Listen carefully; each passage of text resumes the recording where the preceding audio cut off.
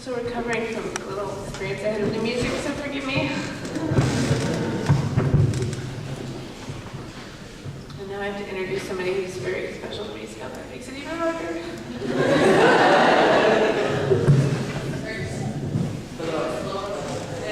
Stand on my tippy toes.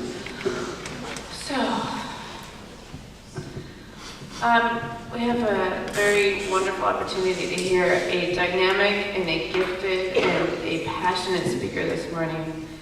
And he is so looking forward to this talk, which makes me look forward to it even more. It is so cool how enthusiastic he is. But you all know who this person is. He has a very big presence, a very big heart, a very big intellect for this teaching, and it comes through in everything that he does. And I cannot express my gratitude for everything that he has done for this committee and for this retreat this weekend.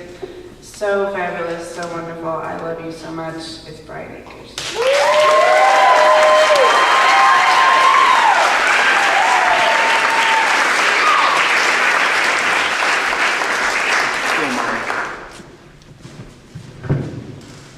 God's box also does not have walls or sleep, apparently.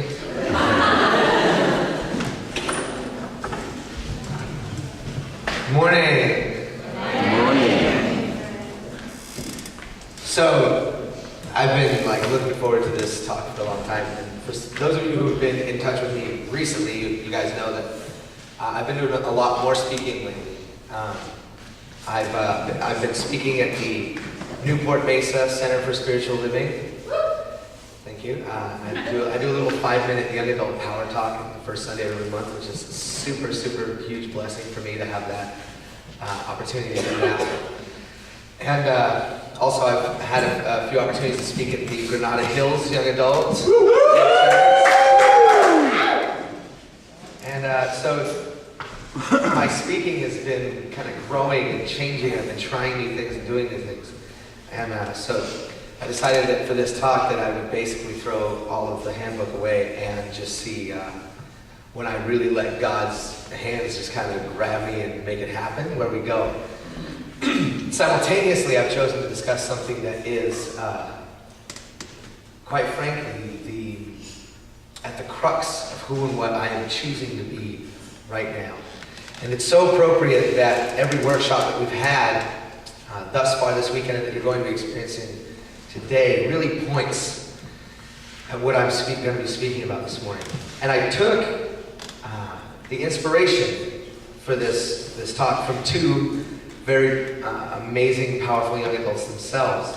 And what I have a tendency to do is when I listen to other people speak, something will happen at some point in their talk where they say something that is so profound to me that my brain just goes, and so I have a hard time focusing on the, and at the same time them. But those of you who know Josh Reeves, Reverend Josh,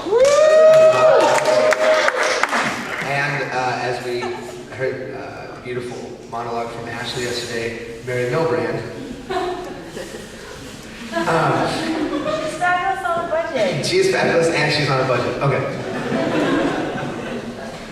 So here's what I'm going to say. It's something that I think is kind of funny. The vice president of my new company came to me and she told me about when she used to have dinners with, I think she said it was the Jesuits.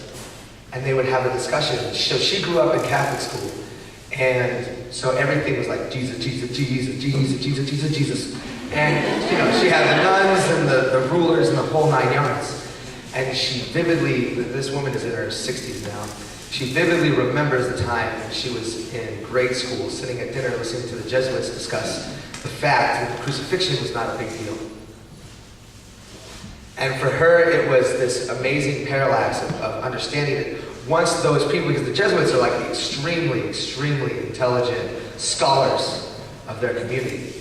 And so what she got from that moment was that these people had so deeply learned about and understood the concept of Christ that they knew that for Jesus, a man who knew only love on this earth, who knew that he was infinite and undying, it was no big deal to get crucified.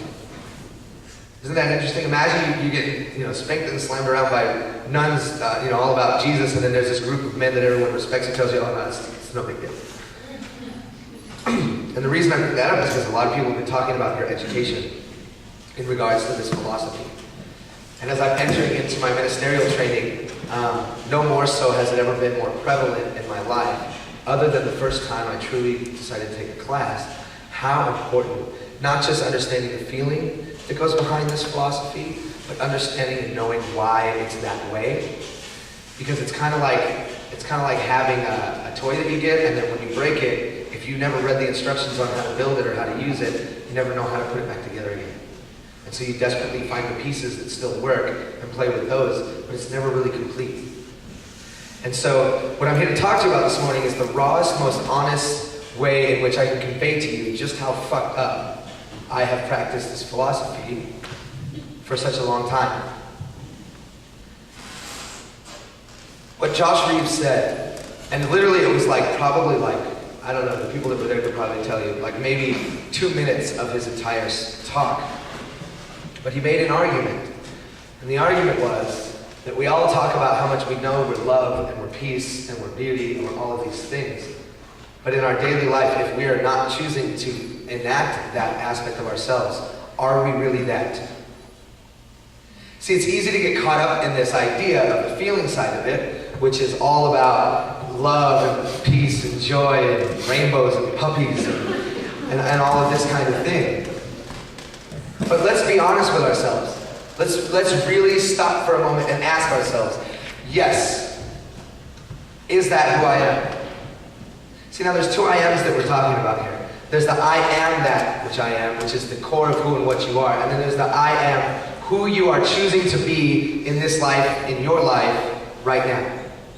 Okay? And what a lot of people have talked about throughout this whole weekend is this concept of idea. Just do what Spirit tells you to do. Just do it. Just be the bee. How many of you guys, and I want you to raise your hand, think that right this second that you are love? Okay? How many of you feel that every single choice that you've made from the moment that you woke up this morning until right now, every single choice was a loving choice?